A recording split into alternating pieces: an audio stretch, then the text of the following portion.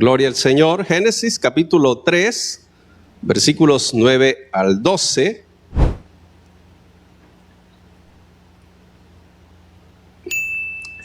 Amén todos.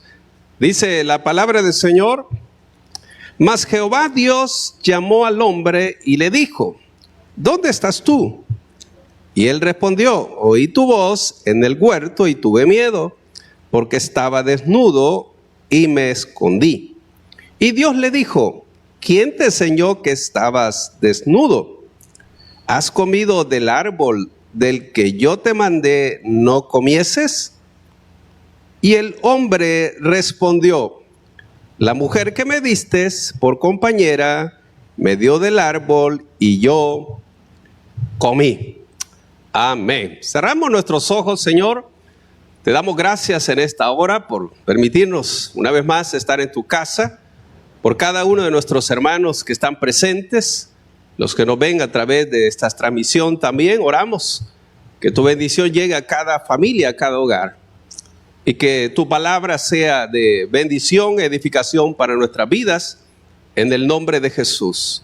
Te lo pedimos en acción de gracias. Amén. Quiero en esta oportunidad hablar de un tema que lo he titulado Crisis en la familia. Crisis en la familia.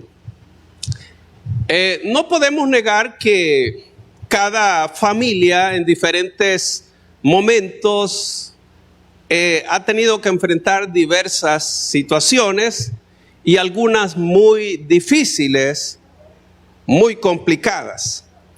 Algunas veces las familias terminan en desastre, por supuesto, donde cada quien para su lado y se arma un relajo, ¿verdad? Donde no pudieron solventar los problemas.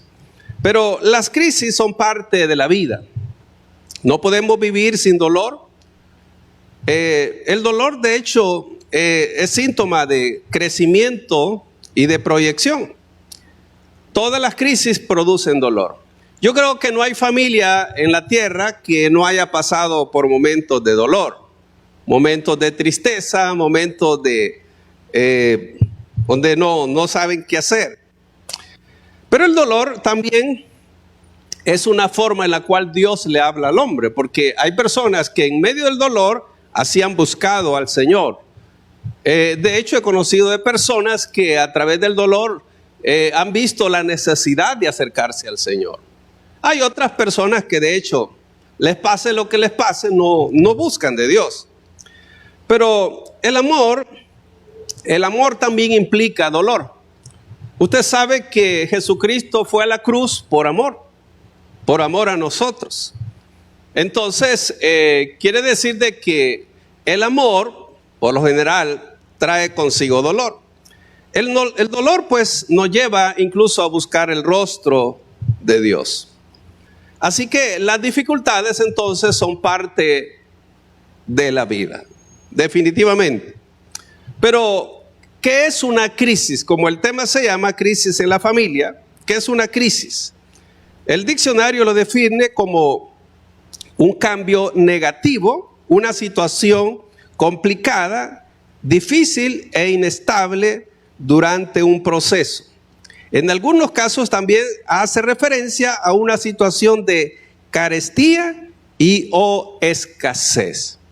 Una situación de crisis puede referirse a todos los ámbitos, como por ejemplo dice crisis económica, crisis política, crisis existenciales del ser humano, crisis energéticas, crisis sociales, etcétera, etcétera.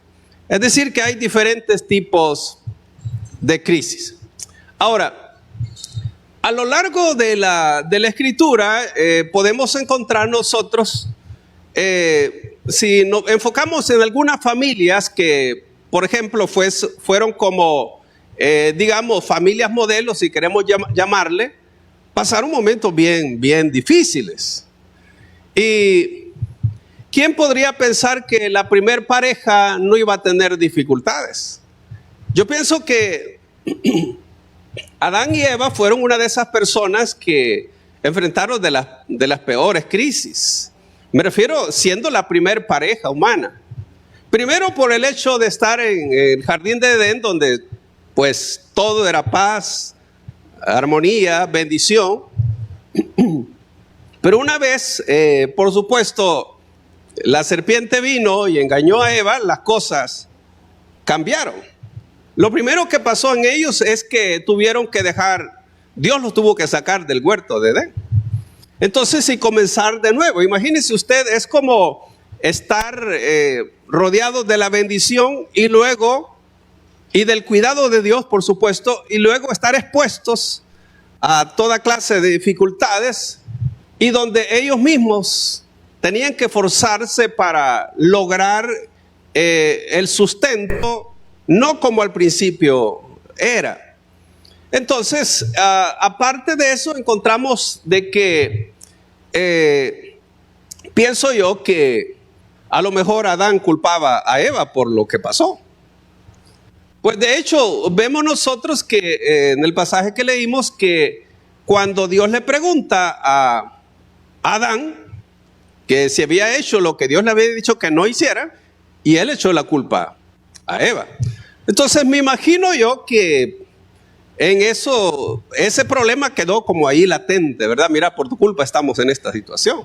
Entonces, usted sabe, siempre buscamos culpables donde hay problemas. Pero al final de cuentas, las decisiones o los problemas, por lo general, no es de una sola persona, es de dos. Y otra de las cosas que vemos, que alguien podría jamás imaginar que de esos dos primeros hermanos que existieron, el mayor matara al menor. Entonces imagínense ustedes, la primera familia, hubo un asesino en la familia. La primera familia que Dios estableció, nadie podría pensar que iba a surgir un asesino.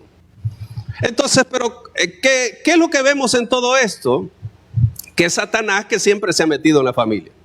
Eso usted lo va a ver por lo general comenzando desde Adán y Eva. Entonces, Satanás es el que ha procurado siempre el desastre en la familia, la división en la familia, los problemas en la familia. Y aparte que uno de ser humano contribuye también.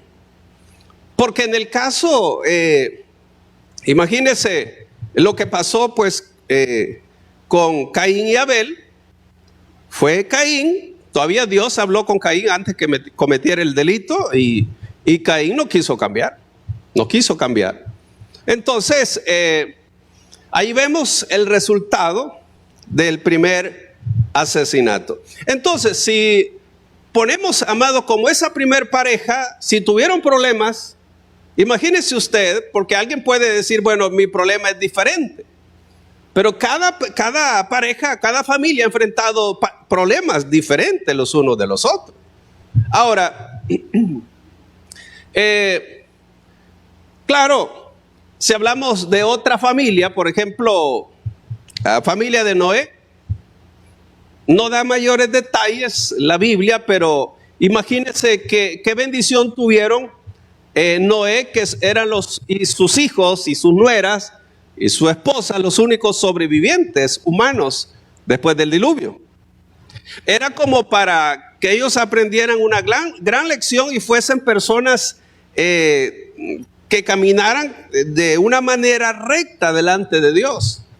Pero encontramos nosotros que el mal ejemplo lo dio el mismo Noé. Que después que ellos se establecieron en la tierra, hizo una viña. Usted sabe, de ahí pues sacaban el vino y él se dio una buena emborrachada. Y que fue un mal ejemplo para sus hijos.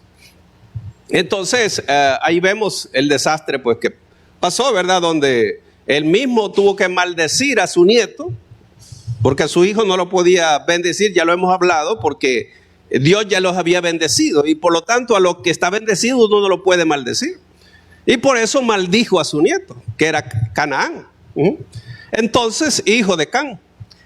Entonces, ahí vemos cómo vino a afectar también a la familia este problema. Llegar la maldición ahí de parte de su mismo abuelo, ¿verdad?, maldecir a su nieto. Si vamos más adelantito, encontramos nosotros una pareja, como es Abraham y Sara, que ustedes saben, ¿verdad?, que ellos pues no tenían hijos, y como ya hemos hablado hasta la saciedad de esta pareja, decidieron tener un hijo a través pues de la sierva, y eso trajo problemas al hogar, trajo problemas a la familia, trajo problemas a la pareja y trajo problemas al hijo también, al hijo de la promesa. Entonces, ellos no se libraron de los problemas. Vemos ahí entonces cómo esa familia fue también una familia afectada por los problemas. Vemos en el caso de Isaac y Rebeca, por ejemplo. Isaac y Rebeca solo tuvieron una pareja de gemelos, y por supuesto no fueron una pareja perfecta tampoco. Vemos cómo se repartieron los hijos, que también ya hemos hablado de eso. Y usted sabe que quedaron de enemigos un tiempo, hasta llegar el punto que pues Esaú quería matar a Jacob, ¿verdad?, por lo que pasó de la bendición, usted lo sabe. Entonces, pero al final arreglan las cosas, pero no vemos tampoco una familia así, modelo. Ahora, si vemos nosotros la familia de Jacob, también es un desastre. O sea, me refiero, Jacob, por supuesto, aparte de tener 2 mujeres y luego las 2 siervas, 2 concubinas, entonces tener 12 hijos y bueno, 13, ¿verdad?, con la hija. Eso, amados, los hijos no les salieron buenas piezas.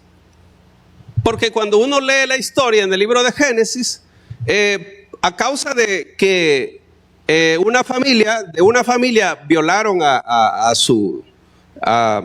un hombre de una familia, más bien dicho, que quería casarse con la hija de Jacob, con Diana.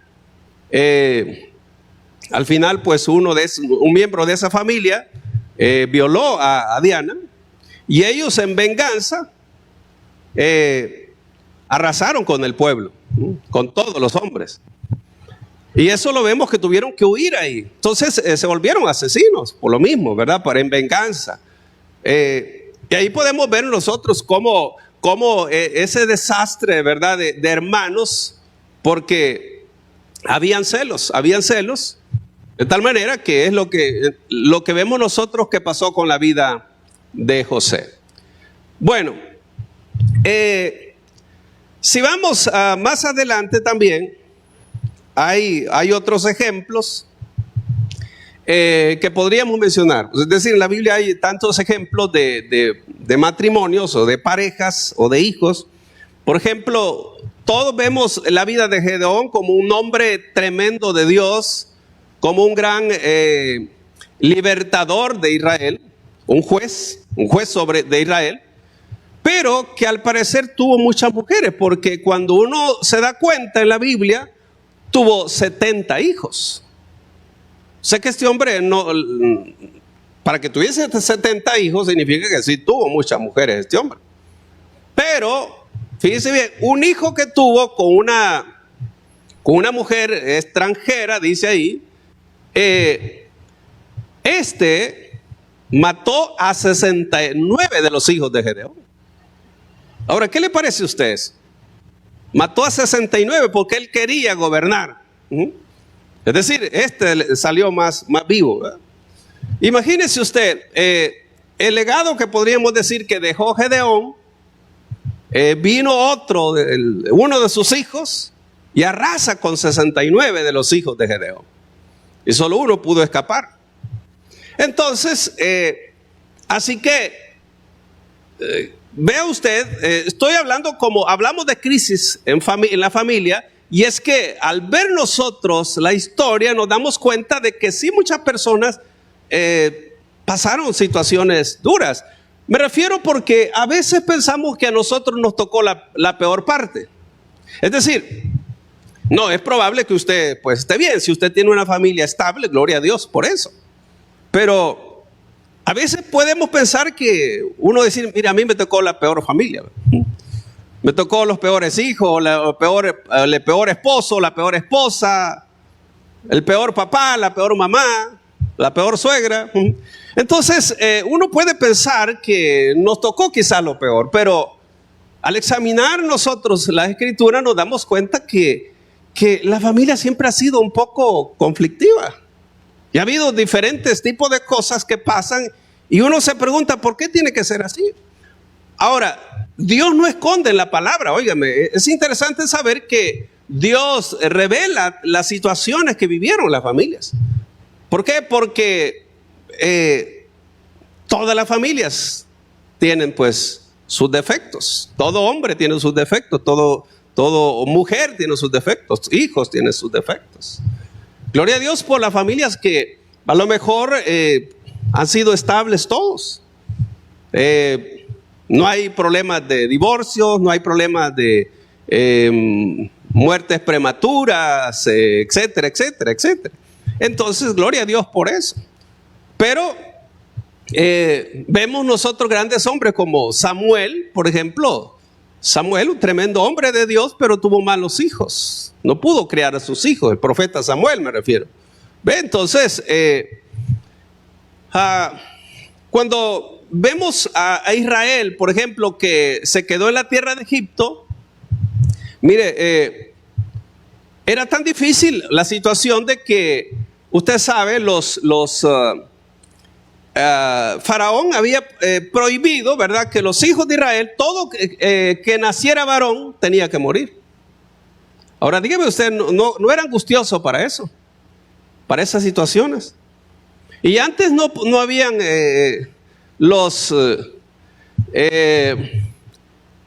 no habían los tipos de planificación que hay hoy para que digan, mire, no vamos a tener hijos entonces, pero ahí arreglamos las cosas, pero en ese tiempo no era así la cosa.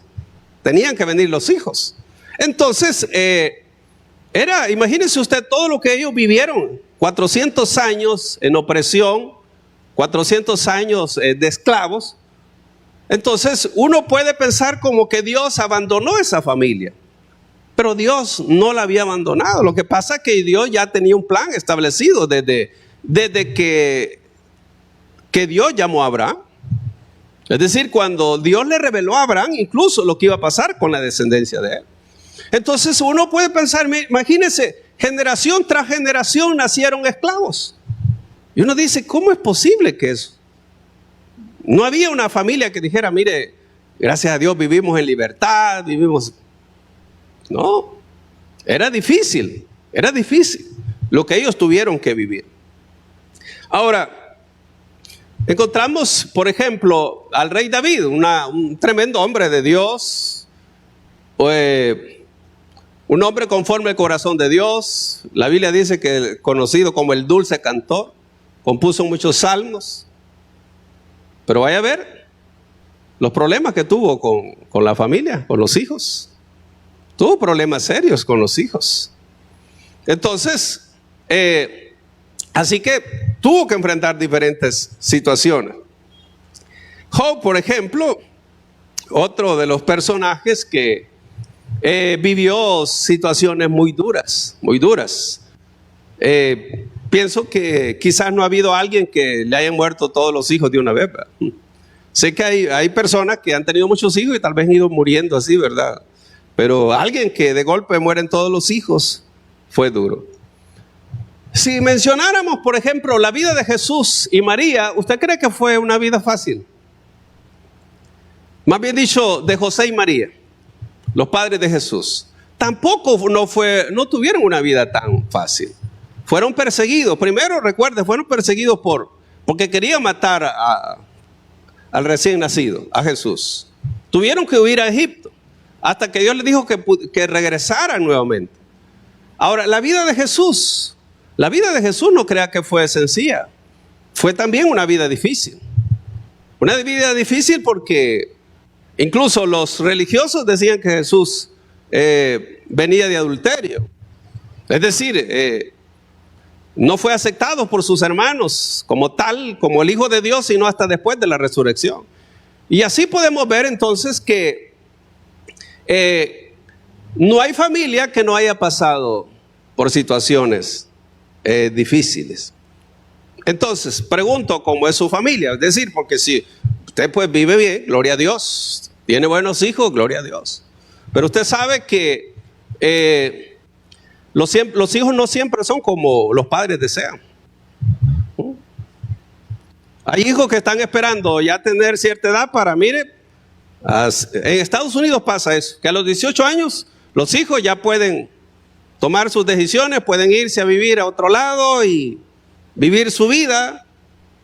Pero óigame, ¿sabe qué es lo que yo he visto a veces? Por ejemplo, acá en nuestro país, que cuando los hijos quieren vivir su vida, es decir, ya no quiere que sus padres se metan o quieren irse, se pierden, se vuelven esclavos del vicio, esclavos del diablo. Ellos piensan que quieren libertad, pero cuando buscan libertad, se vuelven esclavos.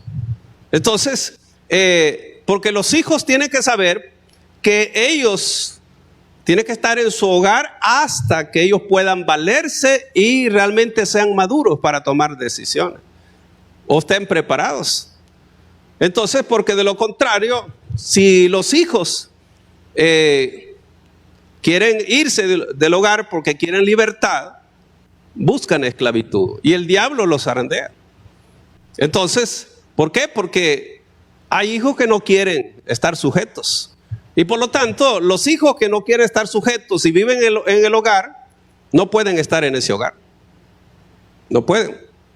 Lastimosamente no pasa así, ¿verdad? Porque hay algunos hijos piensan porque ya trabajan y ya aportan algo, ya pueden ellos tomar sus decisiones en el sentido de mandar. Y siempre en el hogar hay una autoridad, ya sea el papá y la mamá.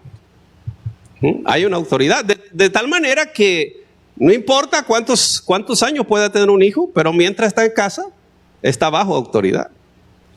Pero lastimosamente, como que los padres pierden la autoridad. Entonces pensaría yo que si un hijo quiere vivir como le da la gana, pues entonces tiene que vivir afuera, tiene que tener ya su vida aparte, pues no quiere ya ningún vínculo, ¿verdad? Porque no quiere estar bajo autoridad.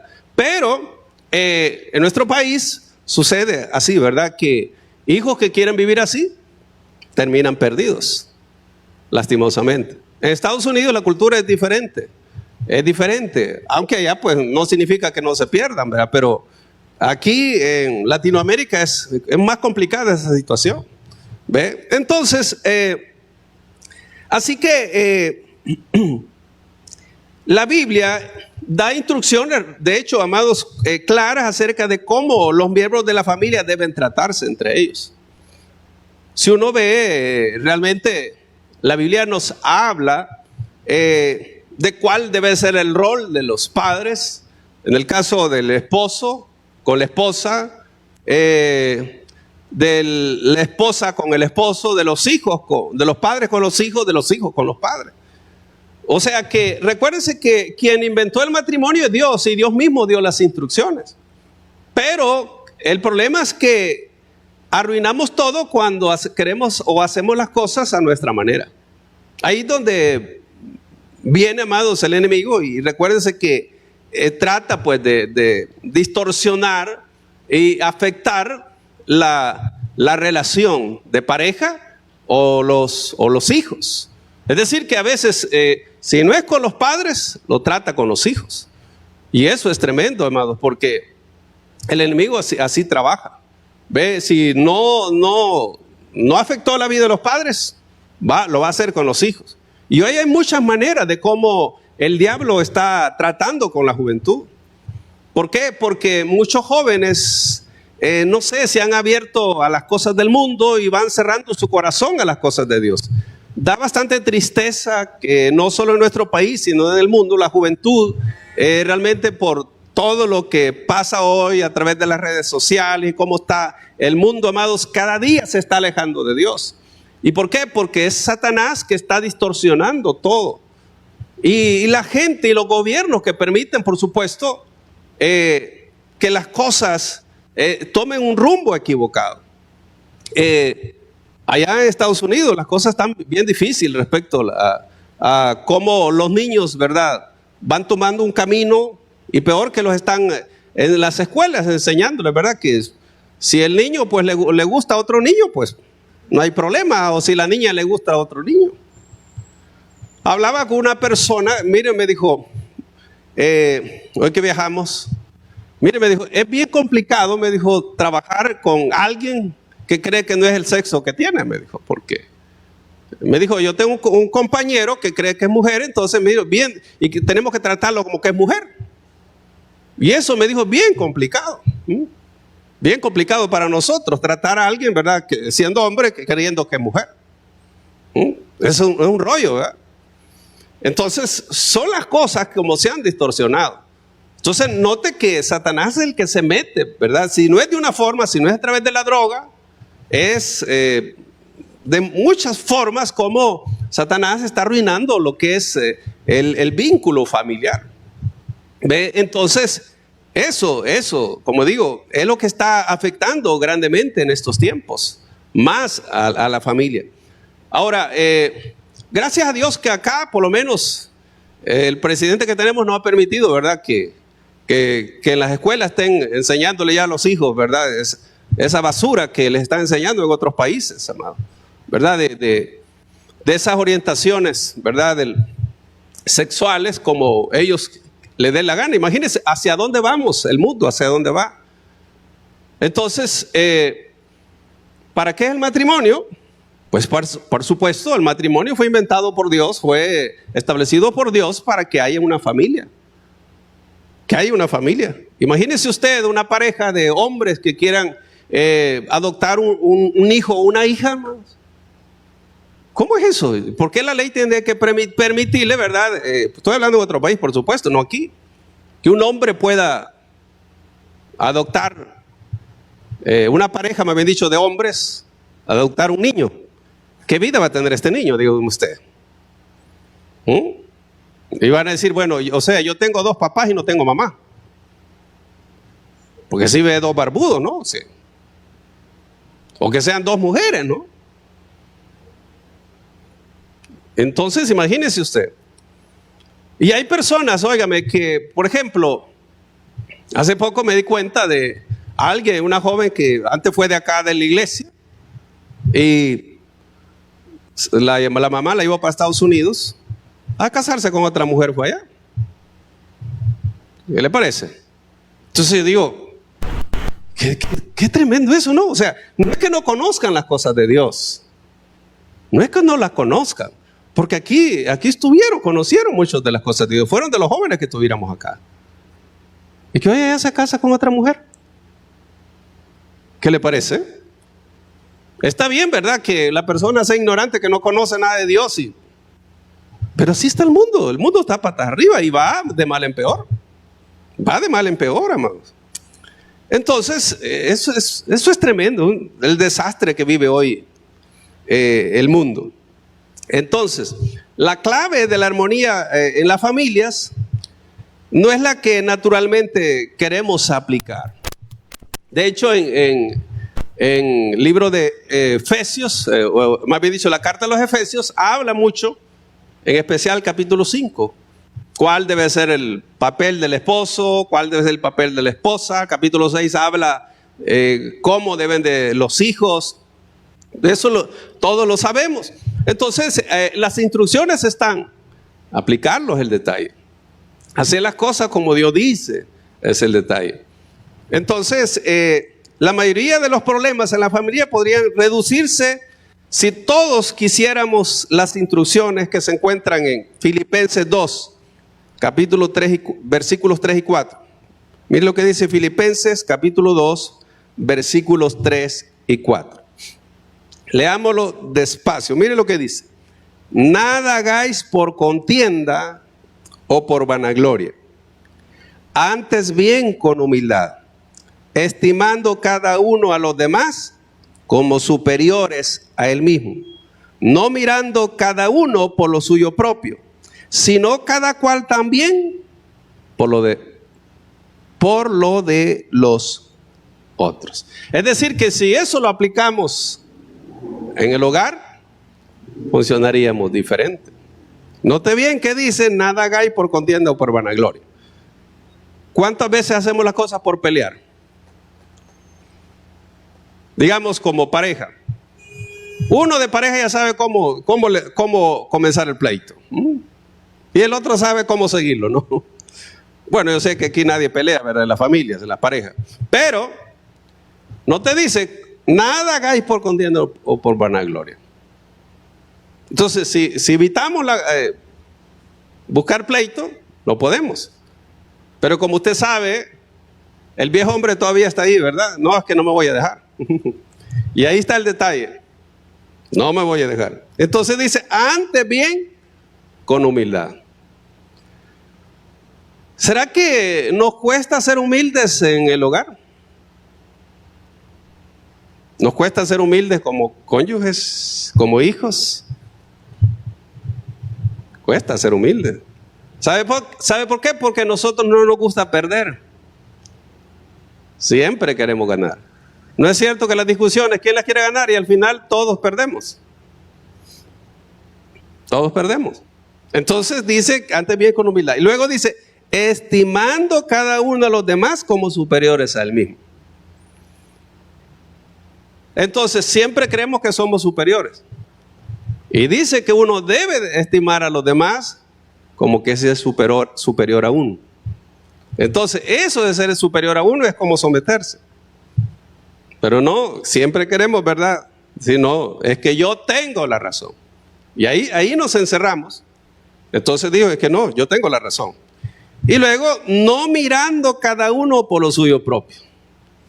Ahora, si solo tomáramos esto como aplicación para nuestra vida y matrimonio, funcionaríamos diferente. Siempre pensaríamos en el otro, pero por lo general somos egoístas. Siempre pensamos en nosotros. Siempre pensamos en nosotros. Sino cada cual por lo de los otros. Así que este texto nos podría ayudar a nosotros para funcionar mejor. Pero como digo, no nos gusta dejarnos y siempre queremos tener la razón. Y ahí está, y donde vienen los problemas. ¿Ve? Entonces, amados, el matrimonio puede ser muchas veces frustrante cuando las piezas parecen no encajar fácilmente en el lugar. Y todo pasa cuando las personas se casan, ¿verdad? Usted sabe, cuando uno se casa por amor. Pues nadie se casa por odio, ¿no? Entonces, pero se casa por amor. Y ahí va queriendo ver cómo va encajando las piezas, ¿verdad? Porque hay cosas no engranan, pero queremos que engranen, ¿verdad? Y hay cosas que a veces no engranan. No engranan. Entonces, me contaron de una pareja que allá en Estados Unidos se casó, pero no se conocían mucho. Y, óigame, ni siquiera, bueno, un mes duró el matrimonio. Un mes. Y fue difícil para la mujer. Fue difícil para la mujer. Y los dos eran salvadoreños.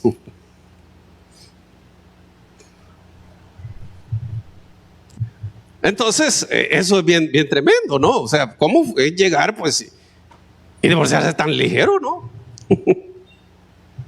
¿Qué le parece? Entonces, es bien difícil. No pudieron engranar. No pudieron encajar.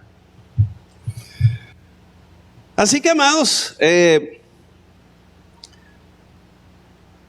este mensaje tiene que ver con aquellas personas que a lo mejor buscan una familia perfecta, pero si somos honestos, todos somos imperfectos los que estamos acá. Yo no sé los que nos ven por Facebook, ¿verdad? ¿No? Pero siendo honestos, todos somos imperfectos. Y por lo tanto tenemos que aceptar las imperfecciones de otros.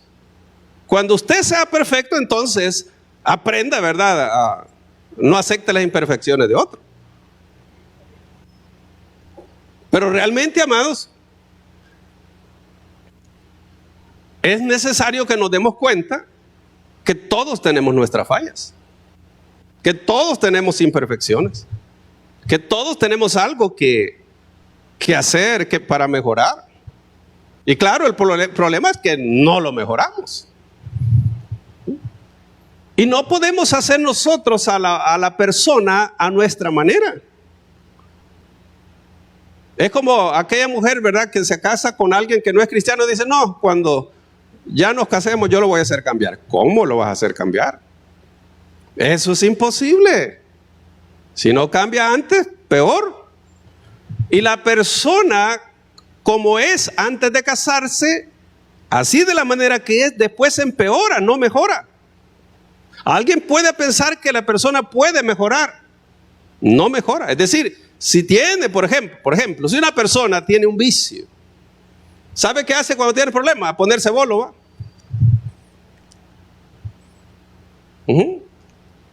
Entonces, claro, en Cristo se supone que todos tendríamos que cambiar, ¿no? Que todos tendríamos que ser diferentes. Si es fácil decir, bueno, el que está en Cristo nueva criatura es. Pero el problema es que arrastramos el viejo hombre nosotros. Y ahí va, y vamos de la mano, ¿verdad? Bueno, ni de la mano, ahí va junto con nosotros. Y entonces ese es el problema. Porque llevamos el viejo hombre y llevamos patrones, ¿verdad? Que dimos, que así es. Uno se cría de acuerdo a ese patrón y no suelta ese patrón. ¿Ve? Entonces ese es el detalle. Así que es bien tremendo cuando somos exigentes con otros, pero no nos exigimos a nosotros mismos. Queremos que otros cambien. Amados, usted puede darse duro en la pared, ¿verdad? Y la persona no va a cambiar. Entonces, ¿qué hacemos? Si no aceptamos a la persona como es, nos vamos a amargar la vida. Y al final, ¿qué hacemos? Cada quien por su lado y terminamos amargados y frustrados. Y decirme, mire, a mí me tocó mal, escogí mal. No, tal vez no es que escogimos mal, que no hicimos las cosas como debíamos hacerlas, fue la cosa. ¿Ve? Ese es el detalle. Así que si alguien pues piensa, ¿verdad?, que le tocó lo peor de la vida, o lo peor, la peor esposa, el peor esposo, o el peor matrimonio, no. Es que a veces uno es que la arruina, amado. Definitivamente. Entonces, ¿qué hacer entonces, amados, ante estas situaciones? Dios desea, de hecho, ayudarnos a superar las cosas, pero uno tiene que poner de su parte. Pero no nos volvamos nosotros, amados, como que nos volvemos jueces de la otra persona. Al final, realmente, hay personas que son como son, ¿verdad? Y de hecho, Dios está dispuesto a ayudarnos, pero uno tiene que hacer su parte. O sea, tanto hay instrucciones para el hombre como para la mujer. Hay mucho que la Biblia habla al respecto de eso. Entonces, Dios desea, amados, que Él se compadece de nuestra situación, pero hay cosas que no se arreglan orando. Hay cosas que no se van a arreglar orando.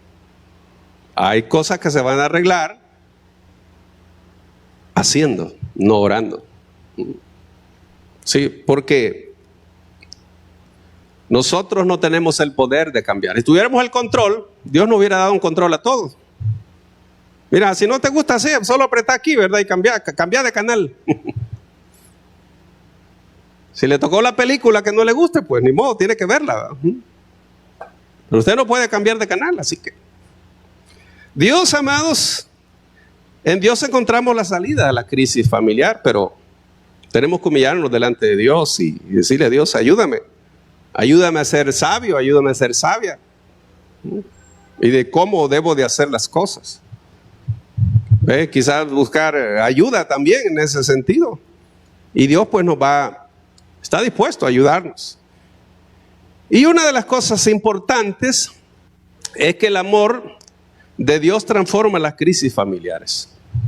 Y quiero que veamos este texto de Primera de Juan 4:16. Note lo que dice.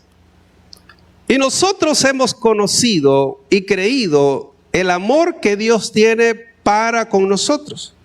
Dios es amor. Y el que permanece en amor, permanece en Dios y Dios en él. Bueno, el amor es el que nos une y el amor es el que nos debe de mantener. El que debe mantener unida el matrimonio. ¿Ve? Entonces, y dice aquí, claro, que nosotros hemos creído y conocido el amor que Dios tiene para con nosotros y que Dios es amor. Y el que permanece en amor, permanece en Dios y Dios en él. O sea, dice, si yo permanezco en amor, permanezco en Dios. Oiga cómo dice, si permanezco en amor, permanezco en Dios y Dios permanece en mí. Sencillo. Entonces, cuando el amor se acaba, ¿cómo podemos decir que permanecemos en Dios? Porque vea, y el que permanece en amor, permanece en Dios. El que permanece en amor, permanece en amor, en Dios y Dios en él. Entonces, quiere decir que la base, sobre todo, para que pueda funcionar es el amor. Si no hay amor, no puede funcionar. Porque el amor es el que nos unió. Y el odio es el que puede separarnos. Entonces, de hecho, la Escritura dice, amados, que el amor nunca deja de ser. Así que la base entonces está en ese amor, que es la que nos debe mantener unidos. Pero, como digo, no podemos exigir amor si tampoco nos damos amor. Dando es como recibimos. ¿Ve? Entonces, hay que dar para poder recibir. El problema es que a veces podemos ser exigentes cuando no estamos dando nosotros. Cada uno entonces tiene una responsabilidad en el matrimonio. Así que yo le concluyo. ¿Cómo está su matrimonio? ¿Cómo está? ¿Cómo funcionan las cosas?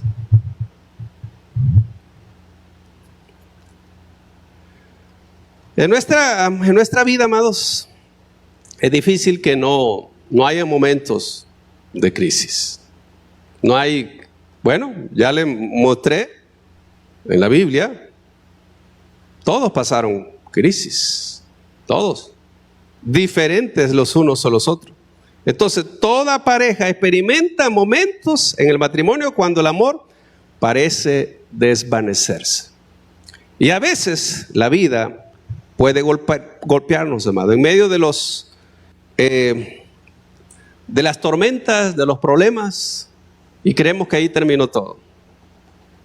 La cuestión es que debemos de esforzarnos para poder que ese amor que está en nosotros permanezca y demostrarlo también. Así que, amados, si el mundo está en crisis y la familia está en crisis, ese es un problema serio.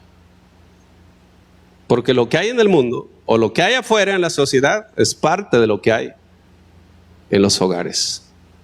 En nuestros hogares puede reinar el amor y la paz sobre todo. Si reina Jesús en nuestro hogar, creo que podemos funcionar bien. Si dejamos que Dios gobierne y no nosotros ser los gobernadores. Una cosa tenemos que tener claro, amados. Dios no creó al hombre para que tenga dominio sobre la mujer, ni la mujer sobre el hombre. Pero una de las cosas que he notado es que a veces la mujer quiere tener dominio sobre el hombre. Y ahí estamos mal. No es dominio. No es dominio. Entonces, invertimos los papeles. Así que Dios nos dé sabiduría y nos ayude para funcionar como Dios desea. Hemos llegado al final de este mensaje. Si usted no ha recibido a Jesucristo como su Señor y Salvador personal, o usted se ha alejado de los caminos de Dios y desea reconciliarse, yo le hago la invitación para que en esta oportunidad reciba a Cristo. ¿Y cómo lo va a hacer? repitiendo conmigo la siguiente oración. Señor Jesús, yo te recibo hoy como mi único Salvador personal. Creo que eres Dios, que moriste en la cruz por mis pecados y que resucitaste al tercer día. Me arrepiento, soy pecador. Perdóname, Señor. Doy gracias al Padre por enviar a su Hijo a morir en mi lugar. Gracias, Jesús, por salvar mi alma hoy. Amén. Si usted ha hecho esta oración, yo le invito para que se congregue en una iglesia donde se predique el Evangelio de Jesucristo. Que usted pueda también leer la palabra de Dios para que tenga mayor conocimiento de Él y pueda orar. Orar es platicar con Dios. Y si no, le invitamos a nuestra iglesia en Tabernáculo de Restauración, acá en Soyapango, con nuestros horarios de día domingo, 8 y 10. Día de semana tenemos 2 servicios, el día miércoles y día viernes a las 6 de la tarde. Todos serán bienvenidos. Que Dios les bendiga.